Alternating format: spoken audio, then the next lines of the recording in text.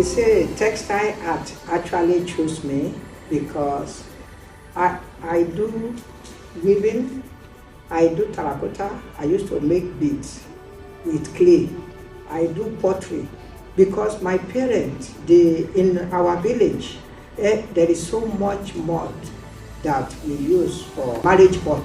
People used to come to the village to buy marriage pot. So in those days, those are the crafts that the people in the village do. So I do pottery, I do textile with embroidery. You know the embroidery they call jackal?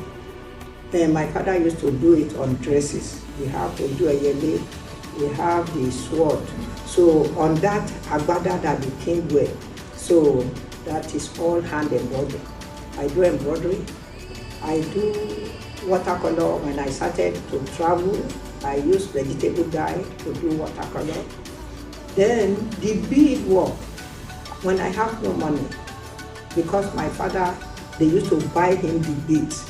So what I do, I now started candy bottle to use as beads.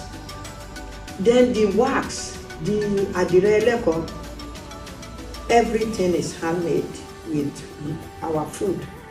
So that adireleko is what I was doing in Oshogo. So doing the adireleko, you carry it to Idisheke every 5 days. My mother's sister married to somebody in Oshogo. And half of me, they live in Ede all their life doing adire. And that is where they started teaching Mama Adone Oleusa. Because when she landed in Nigeria, I wasn't born, 1950. So from my family, from my mother's side, who live in Ede, they are doing adire. That is how Mama was now, when they landed, he was training there. They were training her in adire. So when I come to Oshogo, I now say, they should take me to this woman who is doing adire. I want to go show her my work. That is how I do adire. I do women's loom, which they call ashofi. Our own, we do the cutting right from the beginning. Then we also use owu which come from the silkworm, and that owu grow on arebe tree. And now where you can get arebe tree is in Okegbo. So this thread, this worm, you will see is white. Is the one making the silkworm. It depends what the worm eats, and that is the cloth they call shonya.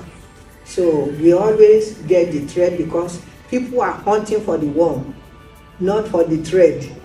So by then, silkworm thread is cheaper than the one you grow. So I know how to spindle it, how to put it on the loom, because when you are 6 or 7, they will put your own cotton on calabash. So that is how you start learning small.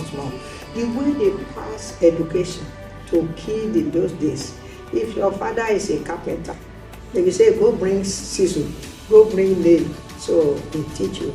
If your mama is a cook and they has buka, you will learn from small. So that is how they pass the knowledge. And that is how I learned how to do women's loom. Women's loom is different to men's loom.